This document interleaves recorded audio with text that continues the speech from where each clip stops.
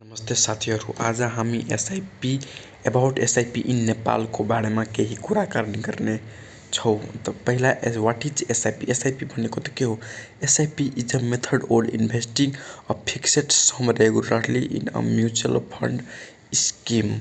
यसको full form, एसआइपीको full form के हो?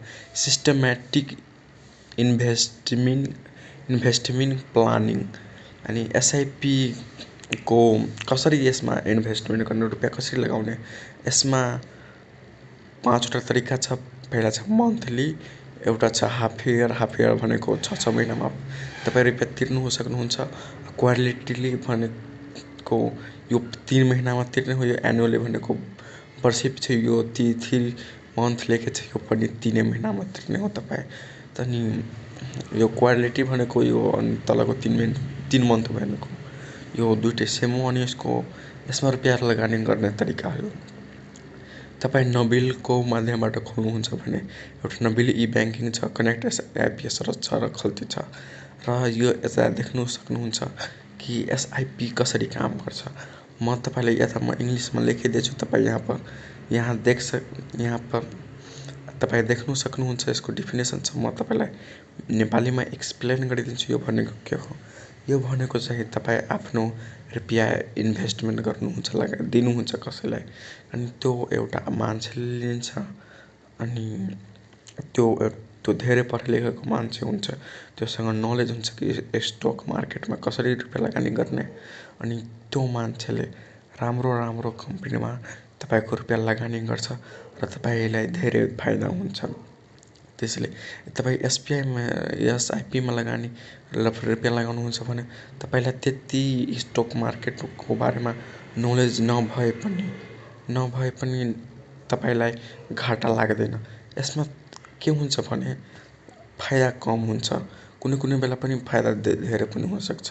यसमा कुनै चान्स हुँदैन। तपाईँको कस्तो कुन कम्पनीमा लगाएको छ त्योमा भर पर्छ। यसमा पैसा लगाउने भनेको कुनै धेरै पढे लेखेको आदमी हुन्छ, राम्रो आदमीलाई राख्छ। अनि त्यो कुनै राम्रो कम्पनीमा रुपियाँ लगाउँछ तपाईँको, अनि त्यसलाई थाहा हुन्छ कि कुन कम्पनी अगाडि बढ्दैन, त्यसैलाई लगाउँछ, त्यही कम्पनीमा लगाउँछ। एसआइपीको सबैभन्दा मुख्य काम के हो भने ठुलो फाइदा कि यसमा तपाईँको रुपियाँ कम्पाउन्डिङ हुन्छ। यता दिएको छ कि कम्पाउन्डिङको डिफिनेसन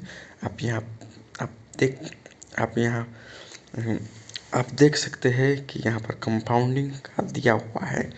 तपाईँ यहाँ पर भी देख सकते हैं।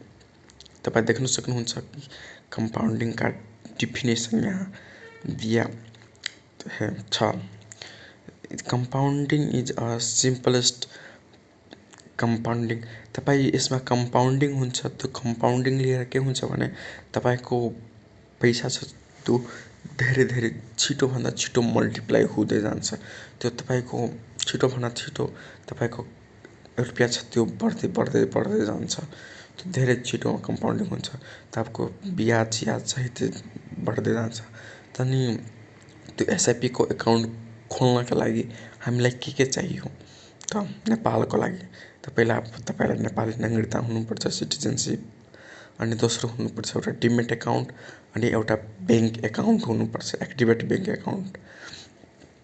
तपाईँसँग यो 3टै भएपछि यो लिङ्क छ। तपाईँले यो लिङ्क म डिस्क्रिप्सनमा राखिदिन्छु। यो लिङ्कमा जानुहुन्छ भने अनि एउटा तपाईँको वेबसाइट खुल्छ। अनि त्यो वेबसाइटमा तपाईँले आफ्नो सबै डिटेल्स हाल्न सक्नुहुन्छ। तपाईँहरू देख्न सक्नुहुन्छ यस्तै खाली वेबसाइट हुन्छ। यसमा धेरै सिम्पल हुन्छ। तपाईँले डिमेट एकाउन्ट खोल्दाखेरि के हाल्नुभएको थियो त्यस्तै लगभग हुन्छ। यता तपाईँले भन्नुहुन्छ तपाईँको आम्दानीको स्वरूप के हो, तपाईँ यहाँ चुज गर्न सक्नुहुन्छ। अनि तपाईँको आफ्नो पर्सनल डिटेल्स सबै राख्नुहोला। अनि तपाईँ यसमा एकदम सही डिटेल्स राख्नुहोला। अनि यहाँ सुमेन्ट गर्नुहोला। म अहिले यो एकाउन्ट बनाउँदिनँ, त्यसैले मैले सुमेन्ट गरेको त केही पनि भएन। एरर देखाइले तपाईँले जुनमा स्टार लागेको छ त्यो सबैलाई राम्ररी हेरेर भर्नुहोला। अनि यसमा तपाईँको डिमेट एकाउन्टको पनि डिटेल्स माग्छ, त्यो पनि राखिदिनु होला। अनि यो छ एसआइपी क्यालकुलेटर। म तपाईँलाई यहाँ हेराउन चाहन्छु। कि लगभग म यता मन्थली सिलेक्ट गरिदिएँ। अब तपाईँलाई कति फाइदा हुनसक्छ त? त्यसैको लिए म इक्जाम्पलको लागि अहिले म 5,000 मात्रै राखेको अनि 15% लगभग यसमा भइहाल्छ। लगभग म 20 सालको लागि राखिदिन्छु। 20 सालमा हाम्रो कति फाइदा जति हुन्छ त सपोज मैले मन्थली गरेँ, मन्थलीमा मैले रुपियाँ हाल्छु, 5,000 हाल्छु अनि 15% लगभग यसमा 15% फाइदा भइ नै हाल्छ। त म यता क्यालकुलेट गर्छु। क्यालकुलेट गरेपछि तपाईँलाई हेर्न सक्नुहुन्छ कि कति हामीलाई पर्छ। यो माथि हेर्न सक्नुहुन्छ एनएभी रेट। यो नेभ रेटको माध्यमबाट हामीलाई यसमा स्टोकहरू पर्न सक्छ। यसको के हुन्छ नि त्यो तपाईँले रुपियाँ लगानी गरेको त्यो स्टोक हुन्छ, यसमा पनि त्यो पर्न सक्छ। त नि यता हेर्न सक्नुहुन्छ कि कति रुपियाँ हामीलाई फाइदा भयो। हाम्रो जम्मा लगानी छ यसमा भएको 12 लाख रुपियाँ अनि तपाईँलाई यता धेरै रुपियाँ फाइदा भएको 63 लाख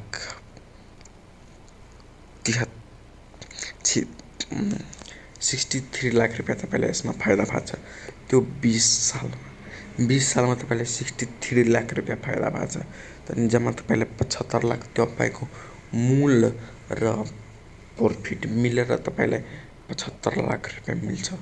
तपाईँले यो ब्याङ्कमा तपाईँ पैसा राख्नुहुन्छ भने त्योभन्दा राम्रो छ तपाईँ यसमा लगानी गरिदिनु।